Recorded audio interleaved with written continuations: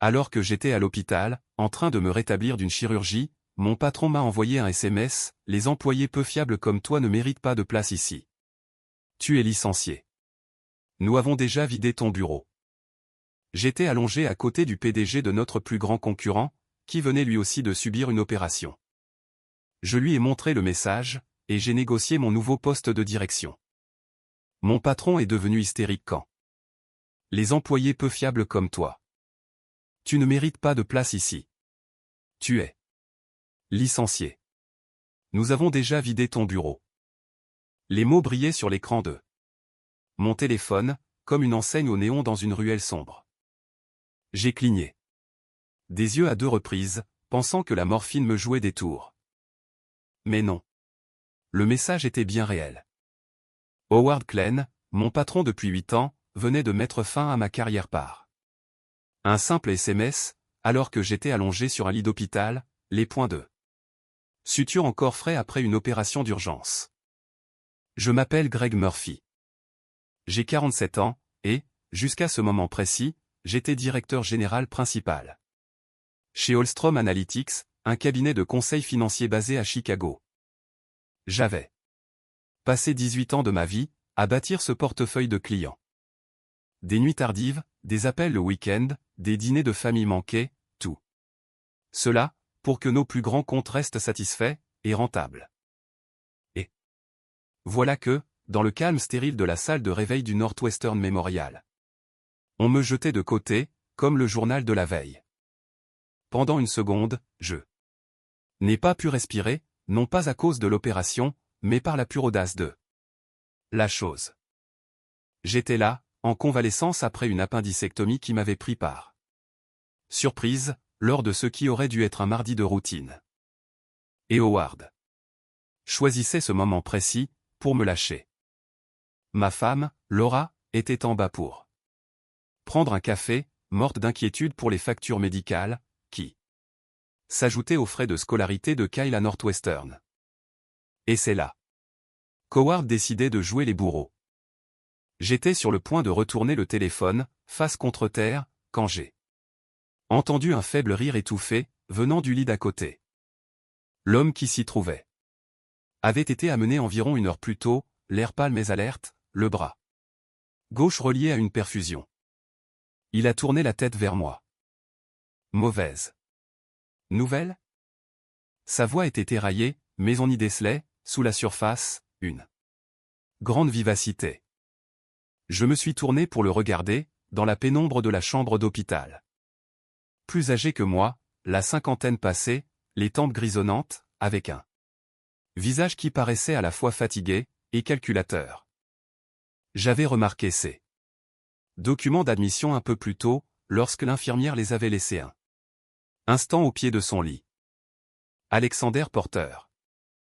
Ce nom avait réveillé quelque chose dans ma mémoire, mais les médicaments ralentissaient mes pensées. Je viens de me faire licencier, ai-je dit, la gorge sèche. Depuis un lit d'hôpital.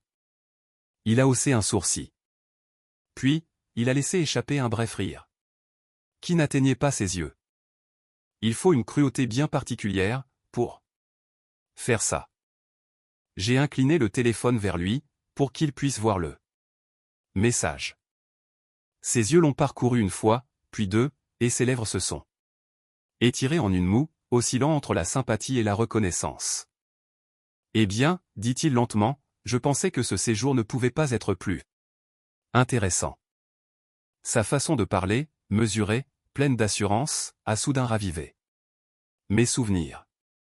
J'avais vu sa photo dans le Crain's Chicago Business. Alex Porter, le PDG de Porter & Associates, le cabinet qui était notre plus grand concurrent depuis 10 ans. Son entreprise tournait autour de notre clientèle depuis des années, cherchant à s'implanter dans les secteurs que nous dominions. Et le voilà, dans le lit voisin du mien, à observer la trahison de mon patron en temps réel. Je me suis rallongé, le cœur battant à tout rompre, non pas de douleur, mais sous l'effet d'une soudaine clarté.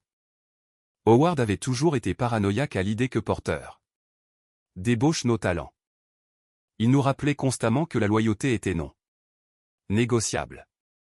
Il m'avait même accusé d'être trop amical avec les concurrents, lors des conférences professionnelles. Et pourtant, dans son arrogance, il venait de m'offrir sur un plateau d'argent à l'homme même qu'il redoutait le plus. On dirait que votre entreprise ne vous estime pas à votre juste valeur, a dit Alex.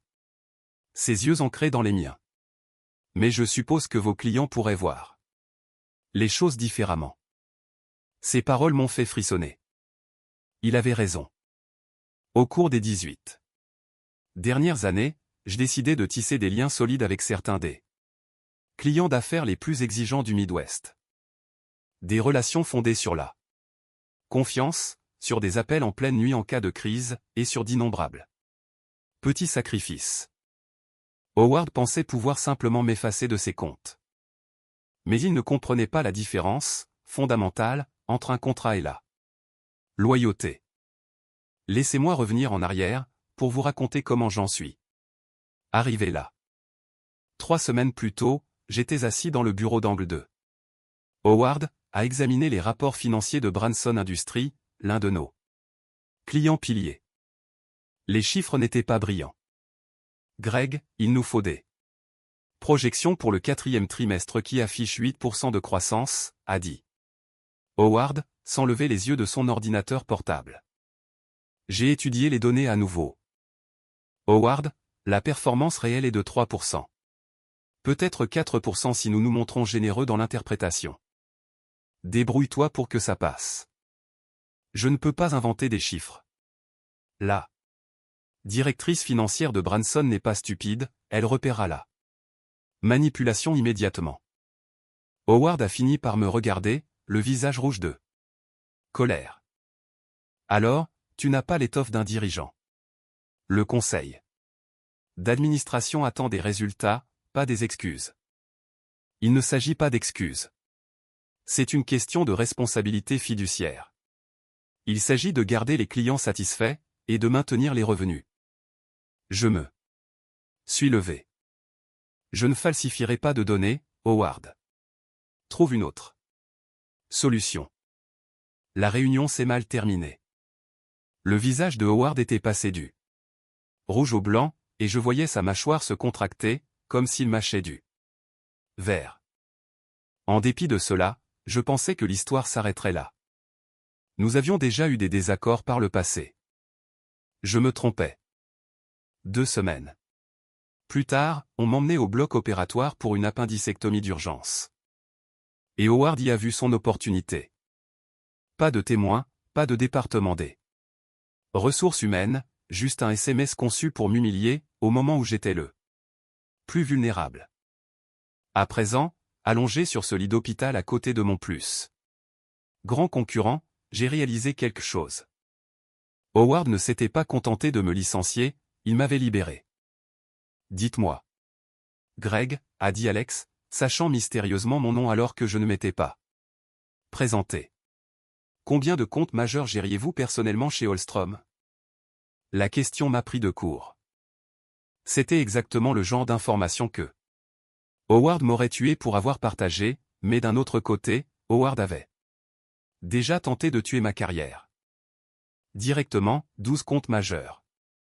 Indirectement, je supervise les relations avec peut-être 25 autres. Et quel volume de revenus ces comptes représentent-ils? J'ai hésité un court instant. Environ 60 millions par an. Le sourcil d'Alex s'est légèrement relevé. Et ils vous font confiance? J'ai pensé aux appels tardifs de directeurs financiers paniqués par l'approche des échéances, aux remerciements discrets de dirigeants que j'avais aidé à surmonter des crises qui auraient pu leur coûter des millions. Le mot confiance n'était même plus assez fort. Ils me font confiance, ai-je dit avec fermeté. Alex a posé le gobelet d'eau qu'il tenait, puis s'est adossé à ses oreillers. Pendant un long moment, il m'a observé, comme s'il résolvait une équation complexe. Finalement, il a pris la parole. Greg, je vais être direct avec vous. Porter & Associates essaie de pénétrer la clientèle de Holstrom depuis des années. Mais ce qui nous a manqué, ce n'est ni la stratégie, ni les ressources. C'est quelqu'un comme vous. Quelqu'un qui comprend à la fois les chiffres et les personnes qui se trouvent derrière. Mon souffle s'est coupé. Si vous passez nos portes demain, je peux vous promettre 2 choses. Vous libérer de l'ombre d'Howard et obtenir l'autorité nécessaire pour bâtir votre propre projet. Êtes-vous en train de me proposer un poste, ici, sur un lit d'hôpital? Il a esquissé un léger sourire. Les opportunités n'attendent pas les circonstances idéales. Vous le savez mieux que quiconque. Mon esprit tournait à toute vitesse. Cela semblait insensé, presque surréaliste. Mais, au fond de moi, je savais qu'il avait raison. Je n'avais jamais été un simple rouage dans la machine de Howard. J'en avais été le moteur. Et Howard m'avait laissé partir, sans réaliser que je pouvais faire tourner une toute autre mécanique. Pourtant, mon côté pragmatique, cette part de moi formée au sein de la marine, qui analysait toujours la situation tactique, a commencé à lister les obstacles. Howard va s'en prendre à moi. Il va invoquer des violations de clauses de non-concurrence. Il va me menacer de procès. Alex a hoché la tête. Il va tempêter. Bien sûr, les hommes comme lui le font toujours. Mais dites-moi, où se trouve le siège de Porter & Associates? Milwaukee, et Holstrom est à Chicago. Chicago, a-t-il dit en écartant les mains. Des juridictions différentes. Et surtout, les tribunaux appliquent rarement les clauses de non-concurrence quand quelqu'un est licencié sans motif réel. Vous êtes libre, Greg. Plus libre que vous ne le pensez. Pour la première fois depuis la lecture de ce SMS, j'ai ressenti autre chose que de la colère. De l'espoir, peut-être. J'ai imaginé le visage de Howard, lorsqu'il réaliserait que sa tentative de m'humilier avait ouvert la porte à son plus grand rival. J'ai imaginé Tyler Klein, son neveu, qui lorgnait mon poste, bafouillant lors d'appels clients qu'il ne comprenait pas. L'infirmière est alors entrée pour vérifier nos perfusions, rompant l'intensité du moment. Mais les paroles d'Alex ont continué de résonner en moi, bien après son départ. L'après-midi même, j'ai appelé Laura. Sa voix était tendue par l'inquiétude. Tant pour ma santé que pour nos finances. Comment tu tiens le coup? Je vais survivre, ai-je répondu. Mais Laura, il s'est produit quelque chose d'inattendu. Tu ne vas pas croire qui est allongé dans le lit d'à côté. Quand je le lui ai dit, elle est restée silencieuse un instant, puis a laissé échapper un sifflement admiratif. Si ce n'est pas le destin, je ne sais pas ce que c'est. J'ai souri, pour la première fois depuis des jours. C'était peut-être le destin. Ou peut-être simplement l'arrogance de Howard, qui finissait par le rattraper. Ce soir-là, alors que les lumières du service s'éteignaient et que l'hôpital s'installait. Dans son calme précaire, j'ai dressé une liste aux doses de mes documents de sortie. Des noms, des numéros de téléphone, des entreprises, des personnes qui m'avaient fait confiance, qui comptaient sur moi. Des clients qui n'accepteraient pas d'être confiés à Tyler, ou à un remplaçant inexpérimenté que Howard pourrait embaucher. Au moment où j'ai posé mon stylo, j'ai réalisé une chose simple, et incontestable. Howard ne s'était pas contenté de me licencier, il m'avait libéré, et il allait bientôt le regretter. Le mardi suivant, je suis sorti de l'hôpital. L'infirmière m'a aidé à enfiler mon manteau, la raideur dans mon abdomen me rappelant, à chaque pas, que je n'étais pas prêt pour un combat physique. Mais mon esprit, lui, n'avait jamais été aussi aiguisé. Alex était sorti la veille. Avant de partir, il s'était penché vers moi, et m'avait dit à voix basse, « Je demanderai à mon bureau de vous appeler. Reposez-vous pour l'instant, mais ne perdez pas de temps. Les opportunités ont une date d'expiration. » Cette phrase tournait en boucle dans ma tête, tandis que Laura me ramenait à la maison, à travers la gadoue de la fin février à Chicago. Dehors, le froid était mordant, traversant ma veste. Mais cela m'a réveillé. Je me sentais de nouveau vivant.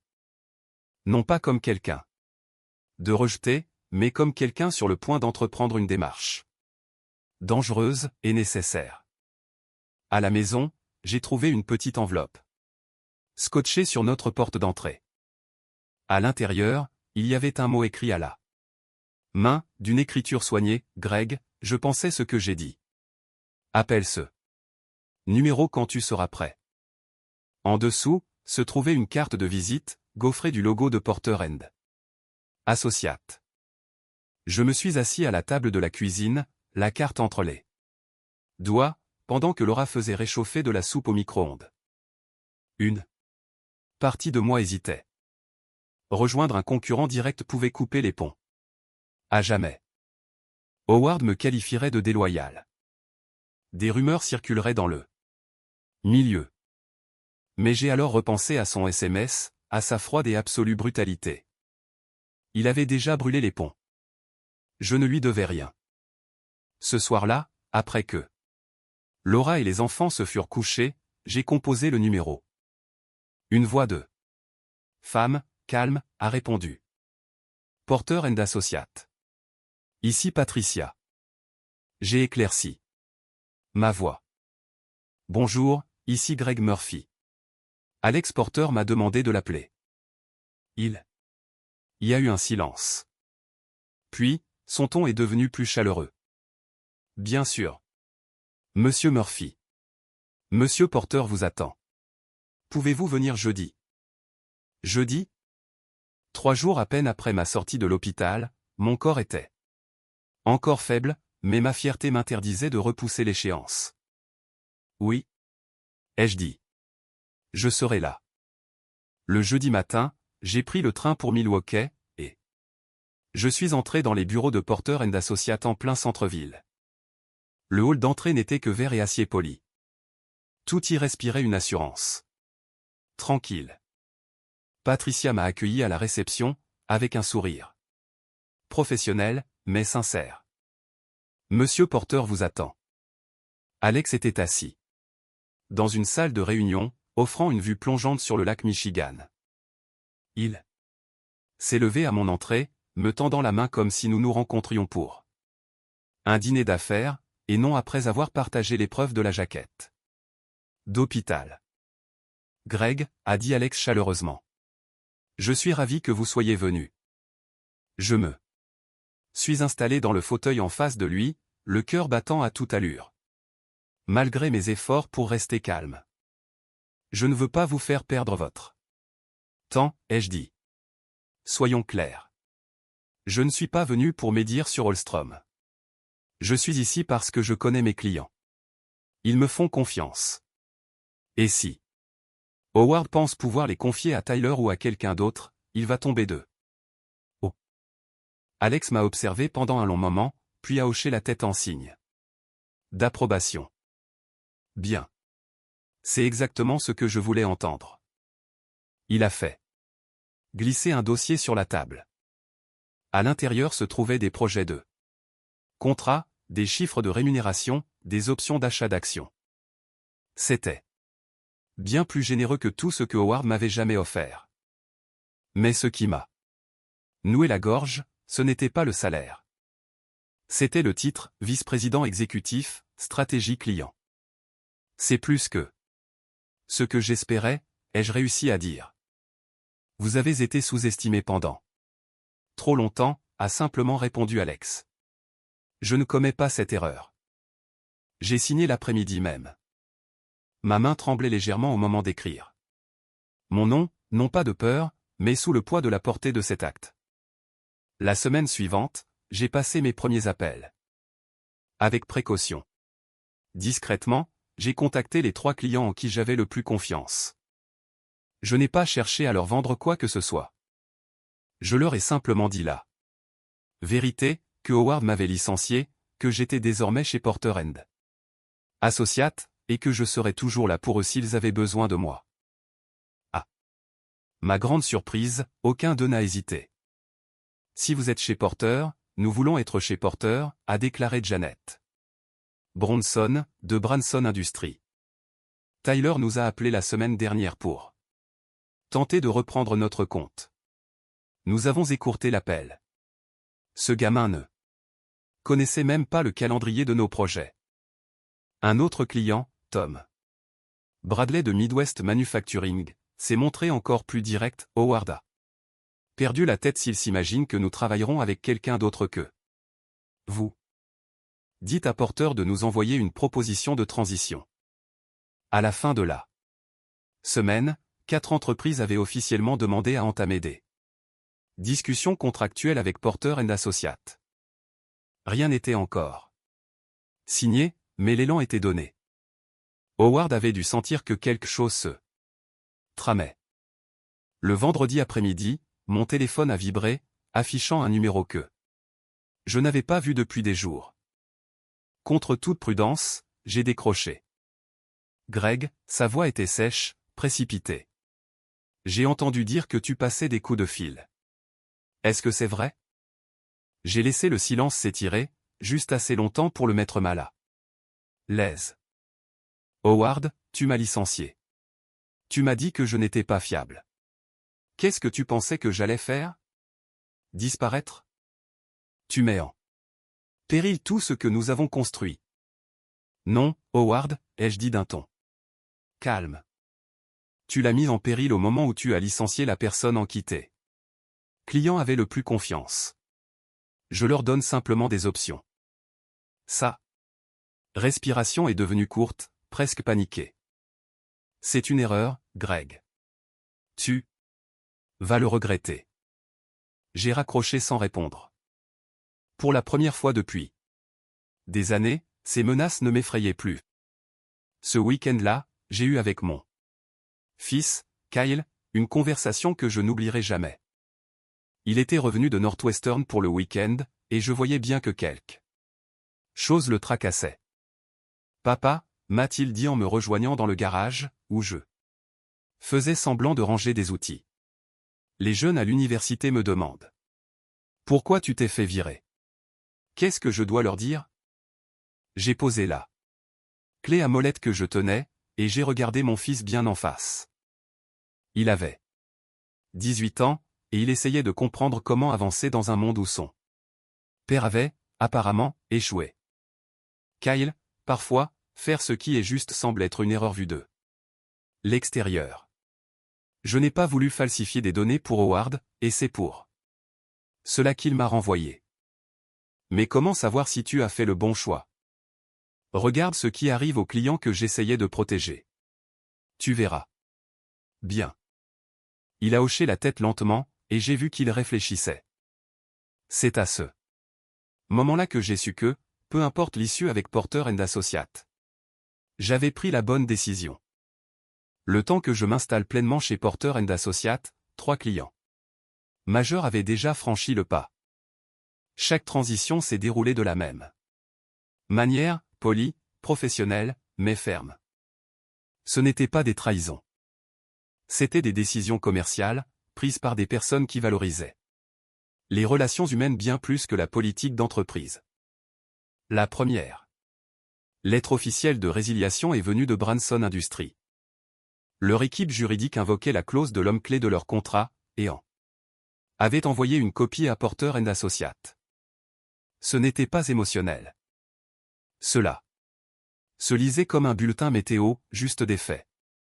Howard a fini par me joindre au téléphone une fois de plus. Sa voix était cassante, désespérée. Qu'est-ce que tu fais? Tu ne peux pas simplement voler notre portefeuille de clients. C'est du vol.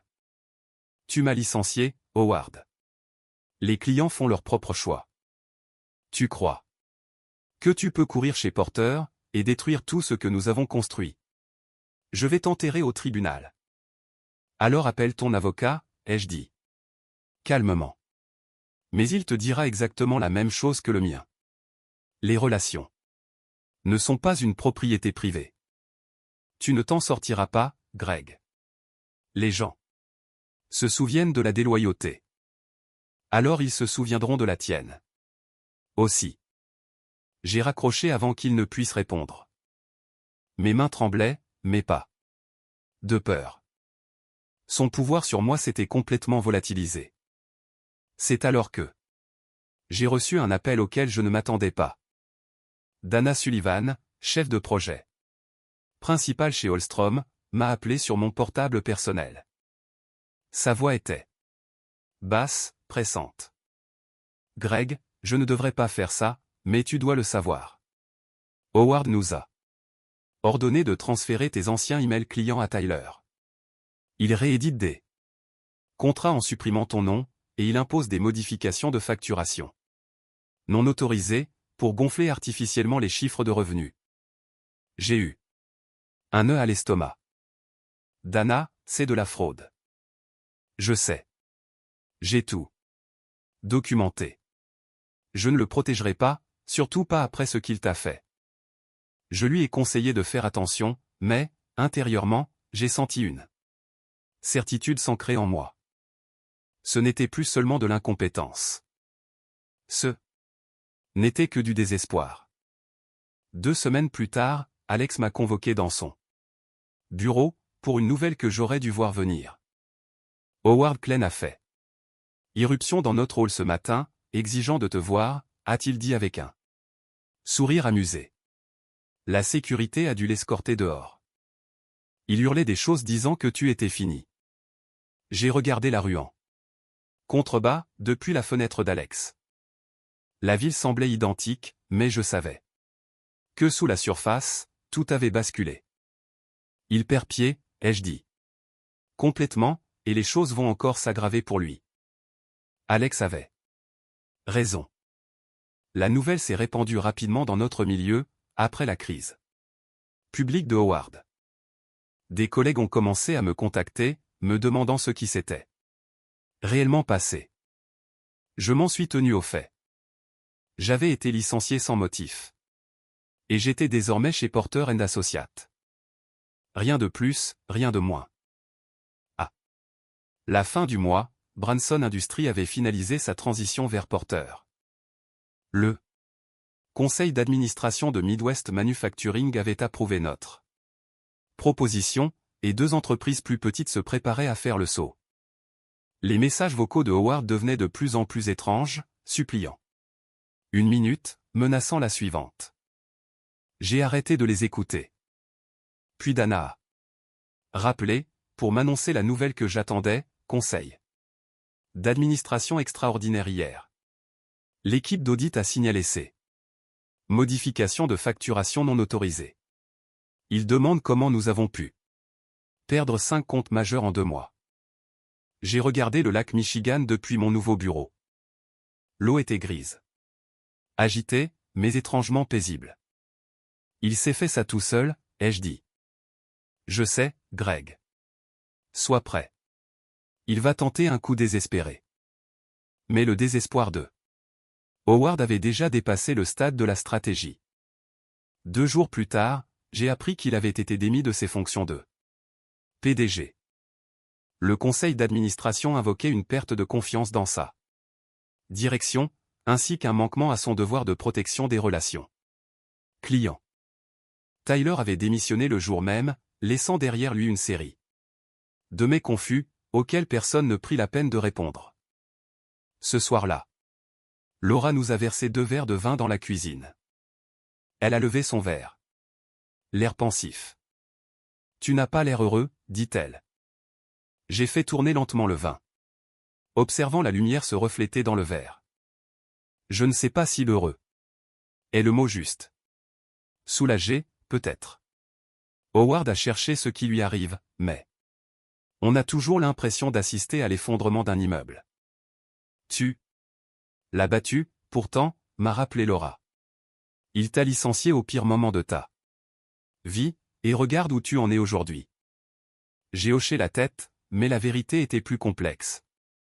Détruire quelqu'un d'autre ne ressemble jamais à une victoire absolue, même lorsqu'il le mérite.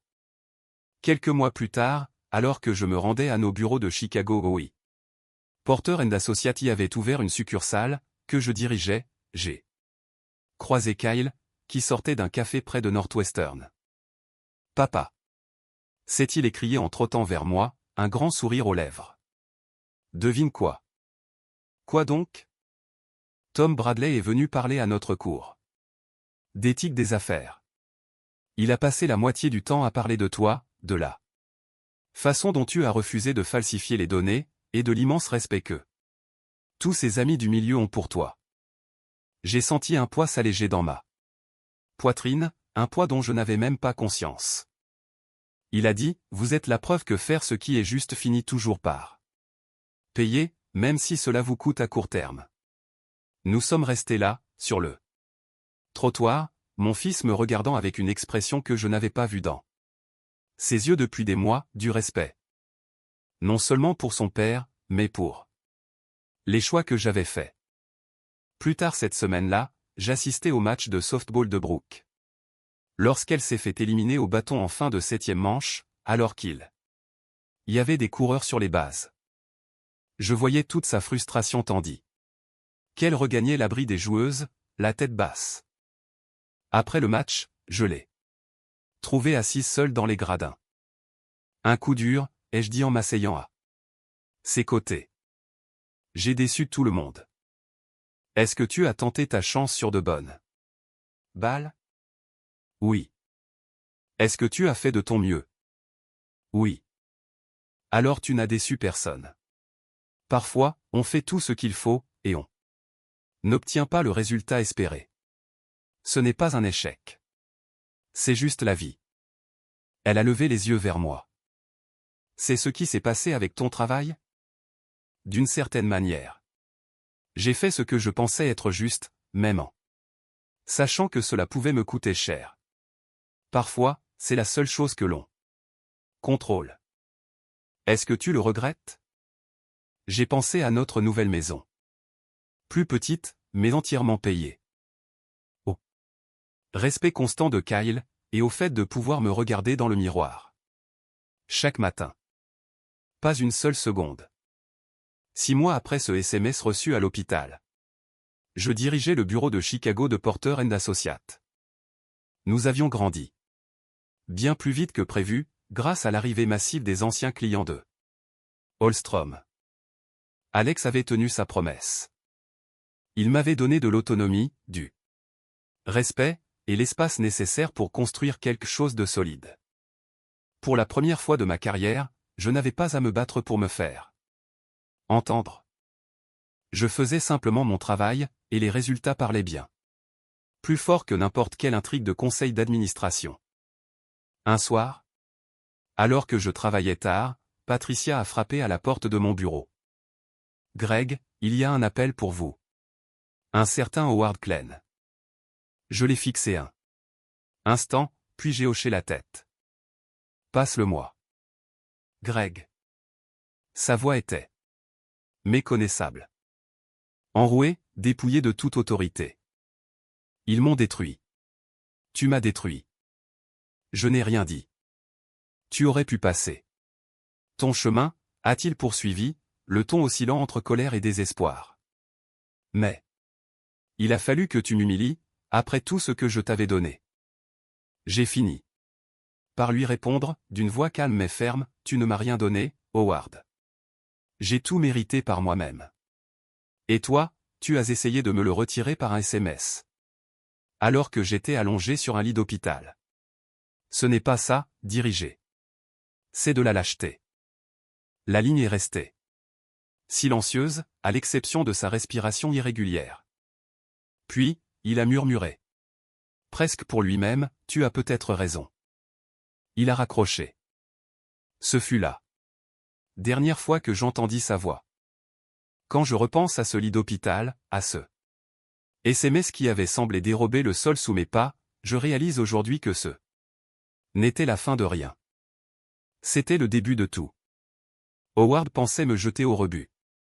Ce qu'il a réellement fait, c'est me libérer. La leçon que je tire de tout cela est simple, et c'est une chose que je répète. Aux jeunes professionnels qui me demandent conseil, ne laissez jamais quelqu'un d'autre décider de votre valeur. Les emplois, les titres, les entreprises, tout. Cela peut s'évanouir en un instant. Ce qui reste, c'est votre travail, votre intégrité, et la confiance que vous bâtissez avec les autres. Ce sont des choses dont personne ne peut vous licencier. Howard a tout perdu. Parce qu'il n'a jamais compris cette vérité fondamentale. J'ai tout gagné, parce que j'ai fini par la comprendre. Ces jours-ci, lorsque Kyle invite des amis à la maison, il m'arrive de les entendre parler de leur stage d'été et de leur projet de carrière. Ils s'inquiètent de faire bonne impression, de dire ce qu'il faut, de jouer correctement le jeu de la politique d'entreprise. J'ai envie de leur dire ce que j'ai appris ce jour-là, à l'hôpital. Faire ce qui est juste n'est pas toujours chose aisée, mais c'est la seule voie qui soit durable. Construisez votre carrière sur les relations humaines et la confiance. Pas sur la peur et la manipulation. Et ne laissez jamais, au grand jamais, l'opinion de quelqu'un d'autre devenir votre propre opinion de vous-même. Cela vaut bien plus que n'importe quel salaire, n'importe quel titre, ou n'importe quel bureau d'angle. Cela vaut tout l'or du monde.